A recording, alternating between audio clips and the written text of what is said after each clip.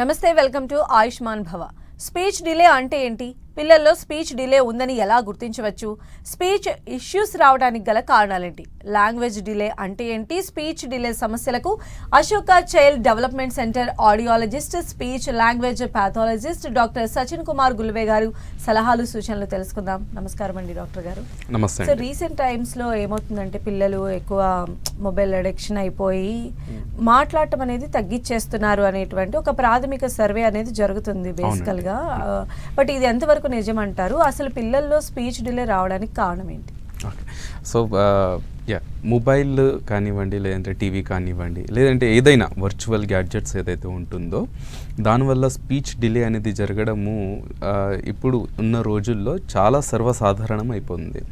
దీనికి కారణం ఏంటంటే పిల్లల్లో కమ్యూనికేషన్ జరగకపోవడము, వాళ్ళు ఇతరులతో కలవలేకపోవడము, ఇతరులతో మాట్లాడలేకపోవడము, ఇతరుల హావాభావాలు కానివ్వండి, వాళ్ళ ఇమోషన్స్, ఫీలింగ్స్ ఏవైతే ఉన్నాయో ఇది అర్థం చేసుకోలేకపోవడం కానివ్వండి, లేదంటే వాళ్ళ సోషల్ స్కిల్స్ ఏవైతే ఉన్నాయో అంటే ఒకరు చూసి నవ్వడం కానివ్వండి, లేదంటే ఒకరిని చూసి అర్థం చేసుకోవడం కానివ్వండి, కలవడం కానివ్వండి, ఇలా ప్రతిదీ వాళ్ళు కోల్పోతున్నారు. అంటే ఈ వర్చువల్ వరల్డ్లో ఉండడం వల్ల ఈ వర్చువల్ స్కిల్స్ ఏవైతే ఉన్నాయో అవే కాస్త నేర్చుకుంటూ పోతున్నారు. కానీ రియల్ వరల్డ్లో, ఫిజికల్ వరల్డ్లో కానివ్వండి వీళ్ళు వాళ్ళతో కలవడము, మాట్లాడడము, వాళ్ళని అర్థం చేసుకోవడము ఇలాంటిది ఏది జరగడం లేదు. సో చాలా వరకు దీనివల్ల ఏమవుతుంది అంటే ఒత్తిడికి గురవుతున్నారు పిల్లలు. ఈ ఒత్తిడికి గురవ్వడం వల్ల వాళ్ళ మాటలు కానివ్వండి, లేదంటే ఎమోషన్స్ కానివ్వండి, ఇది చాలా వరకు తగ్గిపోతుంది. దీనికి కారణం ఏంటంటే ఒత్తిడి. We can say that anxiety రావచ్చు, కొన్ని సందర్భాల్లో ప్యానిక్ అయిపోవచ్చు, టాంట్రమ్ పెరిగిపోవచ్చు, నిద్రలేమి సమస్యలు అనేవి చాలా వరకు మనం చూస్తున్నాము. సో దీనివల్ల బ్రెయిన్ అనేది సరిగ్గా డెవలప్ అవ్వకపోవడం అనేది మనం చూస్తున్నాము. ప్లస్ పిల్లలు ఏంటంటే 0 to 3 yearsలో ఏదైతే ఎక్కువగా చూస్తున్నారో, దేనికైతే ఎక్కువ ఎక్స్పీరియన్స్ అవుతున్నారో అదే ఎక్కువగా నేర్చుకుంటారు. పిల్లల బ్రెయిన్ ఎలా ఉంటుందంటే 0 to 3 yearsలో 60% డెవలప్ అవుతుంది మనకి.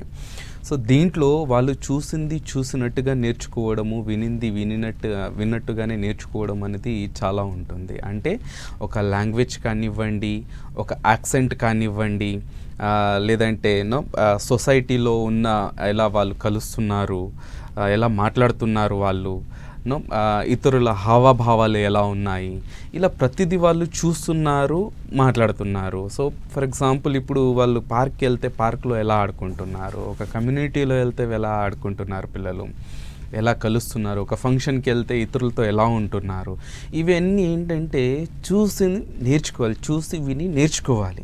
బట్ ఇక్కడ ఏమవుతుంది అంటే ఎప్పుడైతే ఈ వర్చువల్ వరల్డ్ ఎప్పుడైతే వస్తుందో, ఈ ఫోన్ కానివ్వండి, మన ల్యాప్టాప్ కానివ్వండి, టీవీ కానివ్వండి, ట్యాబ్ కానివ్వండి, దీన్ని చూడడం వల్ల ఈ రియల్ వరల్డ్ వాళ్ళు కనెక్ట్ అవ్వలేకపోతున్నారు. ఎందుకంటే ఎక్స్పీరియన్స్ అనేది తగ్గిపోతుంది. అండ్ రెండవ విషయం ఏంటంటే ఇక్కడ ఇంట్రెస్ట్ అనేది రావడం లేదు పిల్లలకి. ఎందుకంటే వాళ్ళు వర్చువల్డ్లో చాలా హ్యాపీగా ఉన్నారు, దాన్ని చూడడానికి ఎక్కువ ప్రిఫరెన్స్ ఇస్తున్నారు. సో ఈ వరల్డ్ని వాళ్ళు ఇష్టపడడం లేదు కాబట్టి వర్చువల్ వరల్డ్ని ఎక్కువ ఇష్టపడుతున్నారు. కాబట్టి ఇక్కడ కమ్యూనికేట్ చేయడానికి కూడా పెద్దగా ఆసక్తి చూపించడం లేదు కాబట్టి నేర్చుకోలేకపోతున్నారు. సో ఇది 110% ఏంటంటే వాళ్ళ గ్రోత్ని, ఏదైతే లైఫ్ స్టైల్ గ్రోత్ ఏదైతే ఉందో, లేదంటే కమ్యూనికేషన్ గ్రోత్ ఉందో, లేదంటే వాళ్ళ కాగ్నిటివ్ గ్రోత్ ఏదైతే ఉందో, లేదంటే వాళ్ళ సోషల్ గ్రోత్ ఏదైతే ఉందో, ఇలా అన్నింటిపైన ఇది చాలా వరకు మనకి ప్రభావం అనేది చూపిస్తుంది. సో ఇది క్రూషియల్ ఏజ్, 0 to 3 years అనేది క్రూషియల్ ఏజ్. ఇక్కడ వాళ్ళకి ట్యాబ్, ఈ టీవీ, లేదంటే ఫోన్, ల్యాప్టాప్ ఇలాంటివి ఉండడం వల్ల వాళ్ళు ఈ ఫిజికల్ వరల్డ్కి దూరం అవుతున్నారు, ప్రజలకి దూరం అవుతున్నారు, వాళ్ళ రిలేటివ్స్ కానివ్వండి, లేదంటే మెయిన్గా ఫ్యామిలీకి దూరం అవ్వడం అనేది మనం చూస్తున్నాము.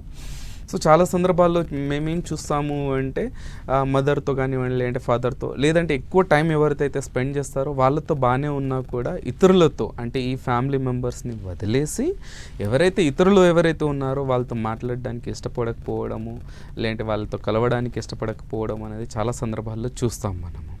మెయిన్ రీజన్ ఏంటంటే వాళ్ళు ఎప్పుడు కలవలేదు, కలిసినా కూడా ఎలా మాట్లాడాలి, ఎలా కలవాలి అన్నది కూడా వాళ్ళకి తెలియదు ఇక్కడ. So that is the main reason. మనకి ఈ వర్చువల్ గ్యాడ్జెట్స్ ఏవైతే ఉన్నాయో వీటికి దూరంగా పెట్టండి పిల్లలకి అని చెప్పడానికి ఇదొక main reason. Okay, callers wait చేస్తున్నారండి. ఫస్ట్ కాలర్ సంతోషిని గారు ఉన్నారు. సంతోషిని గారు, హలో. డాక్టర్ గారికి చెప్పండి అమ్మా మీ సమస్య. హలో సార్, నమస్తే సార్. నమస్తే అండి, చెప్పండి. హలో. హలో, చెప్పండి అండి.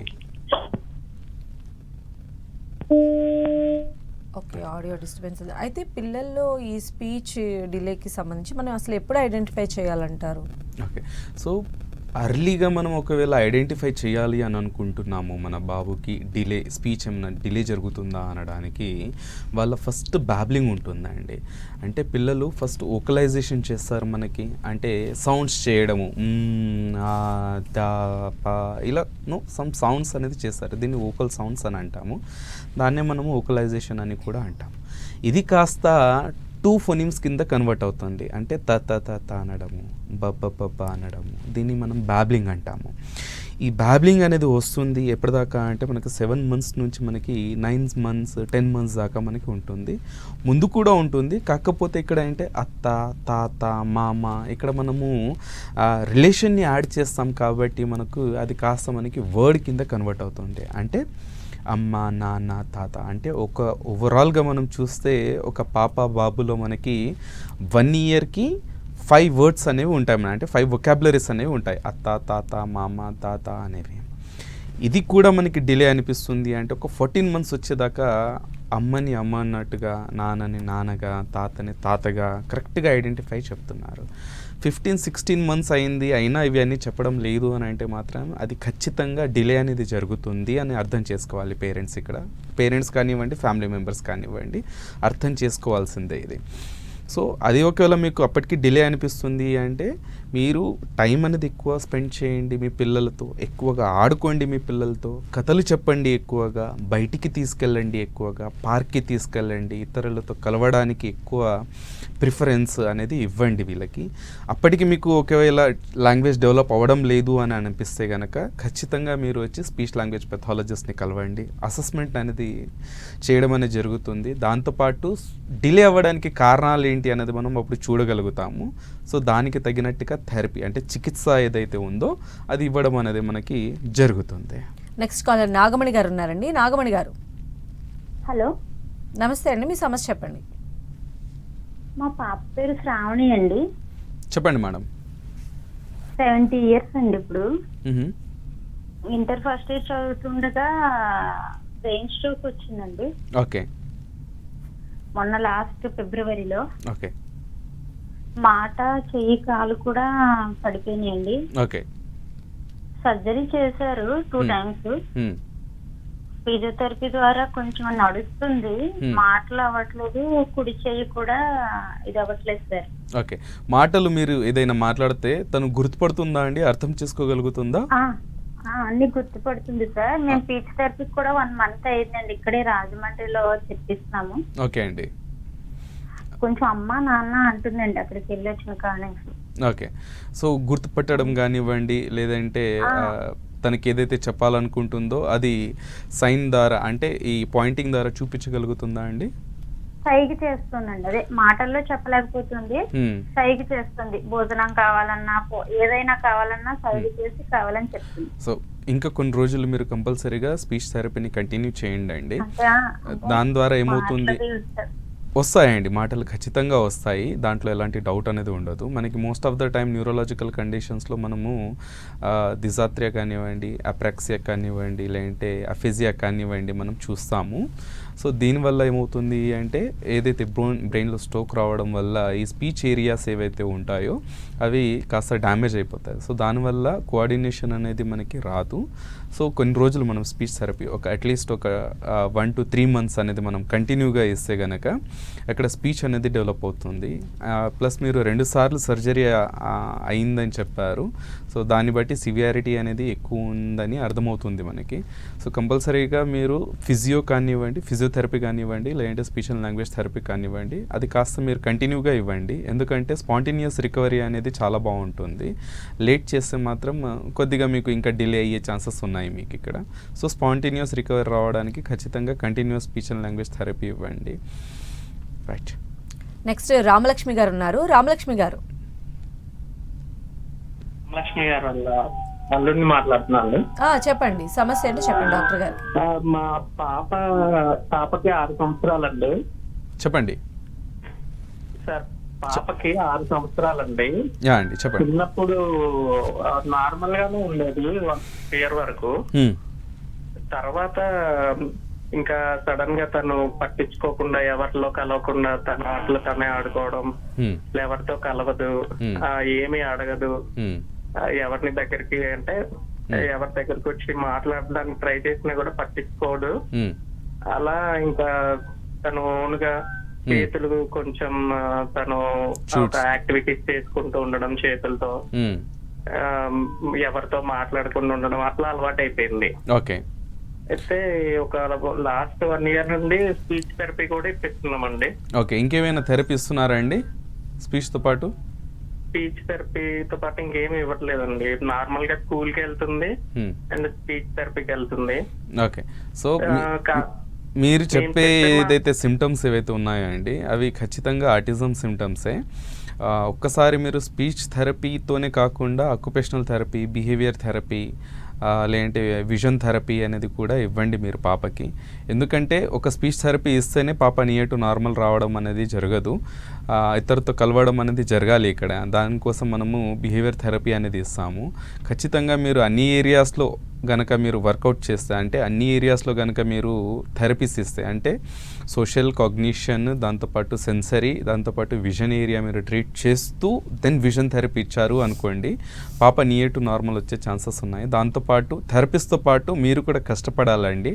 ఇక్కడ పాపకి సెల్ఫ్ వరల్డ్ అనేది ఉంది మీరు చెప్పే విధంగా, అంటే ఎందుకంటే ఐసోలేటెడ్ ప్లే ఉంది కాబట్టి సెల్ఫ్ వరల్డ్ ఉండే ఛాన్సెస్ కూడా చాలా ఎక్కువ ఉన్నాయి మనకి. సో ఖచ్చితంగా మీరు టైం అనేది ఎక్కువ స్పెండ్ చేయండి, పాపతో ఆడుకోండి, పాపకి కబుర్లు చెప్పండి, ఎక్కువగా బయటికి తీసుకెళ్ళండి పాపకి. సో దీని ద్వారా ఏమవుతుంది అంటే, మీరు టైం స్పెండ్ చేసి వెళ్తే కనుక ఒక 1 to 2 monthsలో మీకు పాప దగ్గర అవ్వడము, మిమ్మల్ని అర్థం చేసుకోవడం, మీతో పాటు ఉండడానికి ఇష్టపడడం అనేది జరుగుతుంది ఇక్కడ మీకు. సో టైం అనేది స్పెండ్ చేయండి. దాంతోపాటు అన్ని ఏరియాస్లో థెరపీస్ అనేది ఇవ్వండి. దాని ద్వారానే మనకి పాప నియర్ టు నార్మల్ వచ్చే ఛాన్సెస్ అనేవి ఉంటాయి మనకి. లేదు ఓన్లీ స్పీచ్ థెరపీ ఇస్తాను అంటే మీకు పెద్దగా ఇంప్రూవ్మెంట్ అనేది రాకపోవచ్చు పాపలో. అయితే స్పీచ్ డిలేకి ఆటిజం కూడా కారణమని మీరు చెప్తూ ఉన్నారు. అంటే ఆటిజం ఉంటే ఇది ఉంటుందా, ఆటిజం లేకపోయిన పిల్లల్లో కూడా ఈ స్పీచ్ డిలే అని చూడొచ్చా? అండి, స్పీచ్ అనేది ఆల్వేస్ సెకండరీ టు డిలే అని అంటాం మనము. అంటే ఏదైనా కారణం ఉంటేనే స్పీచ్ అండ్ లాంగ్వేజ్ డిలే అనేది అంటాం మనము. సో కారణం ఇప్పుడు ఫర్ ఎగ్జాంపుల్ ఒక ఆటిజం అనేది ఉంది మనకి. ఆటిజం ఉండడం వల్ల మనకి ఈ స్పీచ్ అండ్ లాంగ్వేజ్ డిలే అనేది మనం చూస్తాము. ఇలా చాలా రకాలు ఉన్నాయి. స్పీచ్ డిలే అవ్వడానికి మనకి చాలా కారణాలు ఉన్నాయి మనకి. సో అలానే ఒక ఆటిజం అనేది ఒక కారణం ఉంది, ADHD అనేది ఒక కారణం ఉంది, ఈవెన్ లెర్నింగ్ డిసెబిలిటీలో కూడా వాళ్ళకి క్లారిటీ అనేది ఉండదు. సో దాంట్లో అది కూడా ఒక కారణమే. దాంతోపాటు మనకి డౌన్ సిండ్రోమ్ ఉంది, సెరెబ్రల్ పాల్సీ ఉంది, ఇంటెలెక్చువల్ డిసెబిలిటీ అని ఉంది మనకి, దాని తర్వాత మనకి హియరింగ్ ఇంపైర్మెంట్ ఉన్నాయి. ఇలా చాలా ఉన్నాయి మనకి. ఈవెన్ స్ట్రోక్ వచ్చినా కూడా, అంటే ఎపిలెప్సీ ఫిట్స్ వచ్చినా కూడా మనకి స్పీచ్ అండ్ లాంగ్వేజ్ డిలే అనేది జరుగుతుంది మనకి. సో చాలా కారణాలు ఉన్నాయి మనకి స్పీచ్ అండ్ లాంగ్వేజ్ డిలే అవ్వడానికి, లేదంటే క్లారిటీ లేకపోవడానికి, ఫ్లూయెన్సీ ఏదైతే అంటామో మనము, అది కూడా ఒక కారణం అనేది ఖచ్చితంగా ఉంటుంది. ఆ కారణానికి తగ్గట్టుగానే మనకి స్పీచ్ అండ్ లాంగ్వేజ్ డిలేనో లేదంటే క్లారిటీ లేకపోవడమో అనేది మనకి జరుగుతుంది. ఆ కారణం ఏంటంటే మనము కారణం ఏదైతే ఉందో అది మాత్రం మనం తెలుసుకోవాల్సి ఉంటుంది. So without any reason there won't be the speech delay, there should be one reason. Okay. అయితే స్పీచ్ డిలేకి లాంగ్వేజ్ డిలేకి ఉన్నటువంటి తేడా ఏంటండి? అండి, స్పీచ్ అనేది ఒక జస్ట్ సౌండ్ అండి మనకి. ఇప్పుడు అంటున్నాము, అది కూడా ఒక స్పీచ్ కిందనే మనము కన్వర్ట్ చేస్తాము. బట్ లాంగ్వేజ్ అనేది మాత్రం ఒక స్పెసిఫిక్గా వొకాబులరీని మనం యూజ్ చేస్తున్నాము. అంటే మనకి మరాఠీ వొకాబులరీ ఉంది, తెలుగు వొకాబులరీ ఉంది, ఇంగ్లీష్ వొకాబులరీ అంటే పదాలు కదా మనకి. సో ఇవి పదాలని మనము లాంగ్వేజ్ అని అంటాం మనము. ఓకే. సో కన్నడకి సంబంధించిన కొన్ని వొకాబులరీస్ ఉంటాయి మనకి. సో దాన్ని మనం లాంగ్వేజ్ అని అంటాము. సపోజ్ స్పీచ్ అండ్ లాంగ్వేజ్ అంటే మనం ఫొనేట్ చేసేది ఏదైతే సౌండ్ చేస్తున్నామో దాన్ని మనం స్పీచ్ అని అంటున్నాము. పర్టికులర్గా ఏ భాష అయితే, ఏ లాంగ్వేజ్ అయితే వొకాబులరీని యూజ్ చేస్తున్నామో దాన్ని మనము లాంగ్వేజ్ అని అంటాం మనము. సో ఇక్కడ చూసుకోవాల్సింది 2 స్పీచ్ అండ్ లాంగ్వేజ్. అంటే ఇది 2 స్పీచ్ అండ్ లాంగ్వేజ్ యొక్క సమూహం అన్నమాట. ఇట్స్ కోఆర్డినేషన్ మనకి. సో దీన్ని మనము కంటిన్యూస్గానే చెప్తాము, స్పీచ్ అండ్ లాంగ్వేజ్ డిలే అని అనడము అనేది మనం చెప్తాము. మోస్ట్ ఆఫ్ ద టైం మనకి ఇది కాంబినేషన్లోనే ఉంటుంది మనకి. ఓకే, నెక్స్ట్ కాలర్ నాగలక్ష్మి గారు ఉన్నారు. నాగలక్ష్మి గారు, మా బాబుకండి 3వ సంవత్సరం అండి. చెప్పండి. Hello doctor. మా బాబుకి 3వ సంవత్సరం అండి. ఓకే అండి. ఏం చేస్తున్నాడండి ఎక్కువ అలాగే ఇలాగా అని అలా అంటాడండి.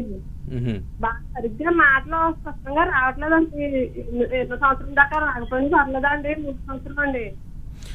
ఓకే, సో ఒకటి ఏంటంటే మాటల్లో డిలేతో పాటు మీరు ఇంకొక సిమ్టమ్ కూడా చెప్పారండి, అది బిహేవియర్ ఇష్యూ అన్నట్టుగా నాకు తెలుస్తుంది అది.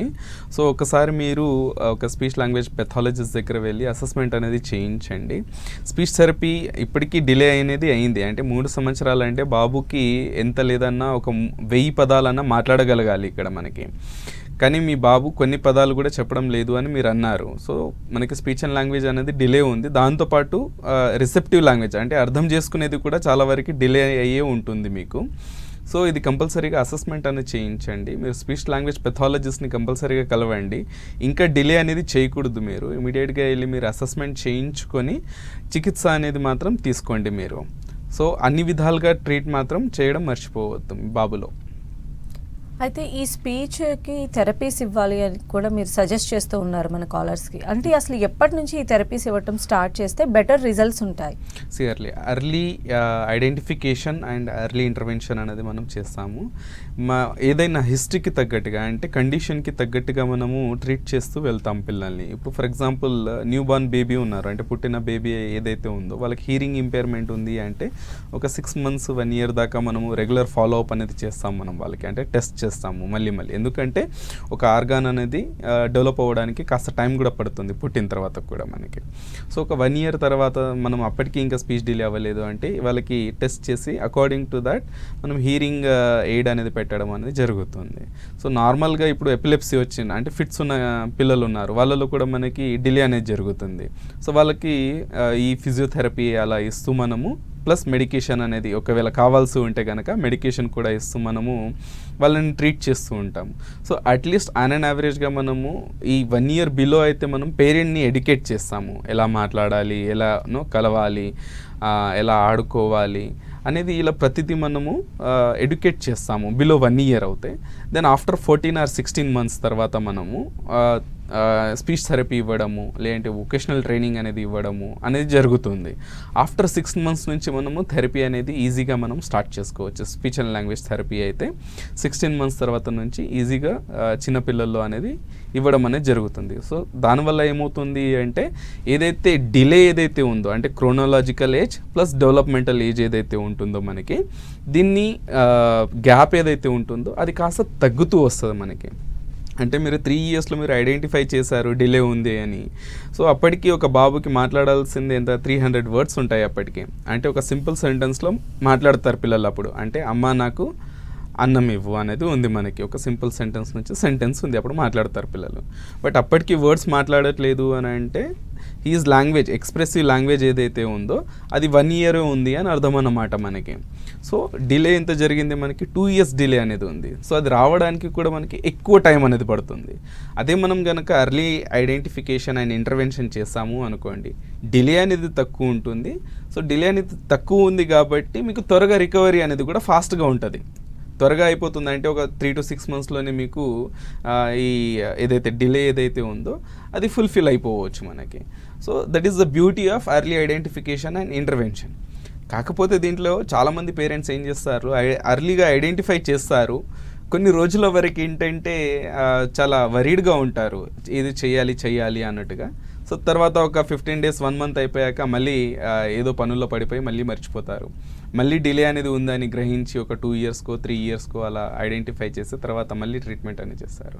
అలా చేయకూడదు. ఎంత ఇమీడియట్గా మీరు రెస్పాండ్ అయ్యి ట్రీట్మెంట్ అనేది చేస్తే కనుక అంత మీకు త్వరగా మీ బాబు నియర్ టు నార్మల్ అనేది వచ్చే ఛాన్సెస్ ఎక్కువ ఉంటాయి మీకు. నెక్స్ట్ కాలర్ అనిల్ కుమార్ గారు ఉన్నారు. అనిల్ కుమార్ గారు డాక్టర్ గారితో మాట్లాడండి. హలో. నెక్స్ట్ రమ గారు ఉన్నారండి. రమ గారు మేడం చెప్పండి అమ్మా, మీ సమస్య చెప్పండి డాక్టర్ గారికి. మా బాబు 5 years ఉంటాడు. ఓకే, చెప్పండి అండి. 5 అది కాంటాక్ట్ సరిగ్గా ఉండదు కొంచెం. ఓకే. అంటే ఇప్పుడు కొంచెం ఎక్కువ నడుస్తుంటాడు, ఉరుకుతాడు జనాలల్లా, సరిగ్గా కూర్చోడు పెద్దగా. మ్మ్. మేము వెళ్తే కొంచెం ఆర్టిజం లాగా అన్నారు. మ్మ్. అంటే దానికి సిరప్స్ ఏమన్నా అట్లాంటివి ఏమైనా ఉంటాయా, ఎట్లా చెప్పరా కొంచెం? చేయండి. సిరప్స్ అంటే మీకు ఏదైనా ఇప్పుడు మనకి సిరప్స్ ఏవైతే ఉన్నాయో కొన్ని బ్రెయిన్ బూస్టర్స్ ఉన్నాయి మనకి. దాంతోపాటు వైటమిన్ అనేవి ఏవైతే ఉంటాయో అవి వైటమిన్స్ కానివ్వండి, మినరల్స్ కానివ్వండి, ఓవరాల్గా సప్లిమెంట్స్ అని అందాము. ఇదొకటి ఉంటుంది మీకు. అంటే మీ బాబులో ఒకవేళ మీరు సిరప్స్ ఏదైనా ఇవ్వాలి అని అనుకుంటే గనక ఈ వైటమిన్స్, మినరల్స్ ఏవైతే సప్లిమెంట్స్ ఏవైతే ఉన్నాయో అది తక్కువ ఉన్నాయా అంటే, ఒకవేళ తక్కువ ఉన్నాయి అని అనుకుంటేనే అప్పుడు మీరు ఈ సిరప్స్ అనేది యూజ్ చేయడం అనేది పర్వాలేదు, మీకు యూస్ఫుల్ అవుతుంది. ఒకవేళ నార్మల్ లెవెల్లో ఉంది అండ్ మీరు సిరప్స్ ఒకవేళ ఇస్తున్నారు అని అంటే మాత్రం అది బ్రెయిన్ డ్యామేజ్కి కానివ్వండి, లేదంటే ఓవర్ బూస్ట్ చేయడానికి ఒకనొక కారణం అనేది అవుతుంది మనకి. రెండవది వచ్చేసి మీరు హైపర్ అని అన్నారు. సో దీంట్లో ఏం జరుగుతుంది అంటే కొన్ని మనకి సడేషన్స్ అనేవి ఉంటాయి మనకి, మత్తుమందు అని అంటాం మనము. ఈ మత్తుమందు ఇవ్వడం వల్ల ఏంటంటే బాబు పరిగెత్తకుండా ఒక చోట కూర్చోవడము, డ్రౌజీగా ఉండడము అనేది జరుగుతుంది. ఇది కూడా ఒకనొక రకంగా అంటే ఫ్యూచర్ డేస్లో తనకి హెల్త్ ఇష్యూస్ రావడానికి అనేది కూడా కారణం అనేది అవుతుంది. ఎందుకంటే సడేషన్స్ వాడడం వల్ల ఏంటంటే అబిలిటీ ఆఫ్ లెర్నింగ్ అంటే నేర్చుకునే తత్వం ఏదైతే ఉంటుందో అది కాస్త మనకి తగ్గుతుంది. ఎందుకంటే బాబు డ్రౌజీగా ఉంటున్నాడు కాబట్టి, మత్తులో ఉంటున్నాడు కాబట్టి అది కాస్త తగ్గుతుంది మనకి. సో ఇలా మనకి కొన్ని సప్లిమెంట్స్ ప్లస్ కొన్ని బ్రెయిన్ బూస్టర్స్ ప్లస్ సడేషన్స్ ఇవే ఉన్నాయండి మనకి. అది అలోపతి తీసుకున్నా, హోమియోపతి తీసుకున్నా, ఈవెన్ ఆయుర్వేద తీసుకున్నా కూడా మనకి ఇవే ఉన్నాయి మనకి మెడిసిన్స్. దీనివల్ల కంపల్సరీగా అండి మనకి సైడ్ ఎఫెక్ట్స్ అనేవి కంపల్సరీగా అనేది ఉంటుంది మనకి. ఇప్పుడు హోమియోపతిలో అంటారు మాకు సైడ్ ఎఫెక్ట్స్ లేదు అని అంటారు, ఆయుర్వేదాలో అంటారు. సో ఏదైనా సరే ఏదైనా తీసుకుంటున్నాము అంటే దానికి అడ్వాంటేజ్ ప్లస్ డిసడ్వాంటేజ్ రెండు ఉంటుంది మనకి. దానికి సరైన మోతాదుల్లో ప్రాబ్లంకి తగ్గట్టుగా మనం ఒకవేళ యూజ్ చేస్తేనే అది బెనిఫిట్ అవుతుంది. ఏదైతే బెనిఫిట్ ఇస్తుందో అది కరెక్ట్గా ఉన్నప్పుడు ఓకే, అది కరెక్ట్గా ఉన్నా కూడా మనం ఒకవేళ ఇది అలోపతి, హోమియోపతి, ఆయుర్వేద ఏదైనా మెడిసిన్ ఇస్తున్నాము అంటే అది డెఫినెట్గా మనకి డిసడ్వాంటేజ్ కింద వస్తుంది అండ్ అది ఎఫెక్ట్ కూడా చేస్తుంది మనల్ని. సో ఒకవేళ నిజంగానే ఏదైనా కారణం ఉంటేనే మీరు మెడిసిన్ అనేది వాడండి, లేదు అంటే మీరు హ్యాపీగా థెరపీస్ అనేది తీసుకోండి. కాకపోతే థెరపీస్ తీసుకునేటప్పుడు ఏంటంటే మీరు అన్ని ఏరియాస్లో తీసుకోవడం మాత్రం చాలా మంచిది. ఒక్క ఏరియాని మీరు ట్రీట్ చేస్తున్నారు అంటే మాత్రం చాలా మీకు ఎక్కువ సమయం పడుతుంది నియర్ టు నార్మల్ రావడానికి. ప్లస్ మీరు ఏదైతే ఎఫర్ట్స్ పెడుతున్నారో అది మాత్రం చాలా ఎక్కువ ఉండాలి థెరపీస్లో. అండ్ ఇంకొకటి ఏంటంటే టైం మీరు ఎలా అయితే మీరు పిల్లలతో స్పెండ్ చేస్తున్నారో అది కూడా చాలా మ్యాటర్ చేస్తుంది దీంట్లో. Right, thank you so much అండి సచిన్ గుల్వే గారు. ఇది వాల్టి ఆయుష్మాన్ భవ. చూస్తూనే ఉండండి 10 TV.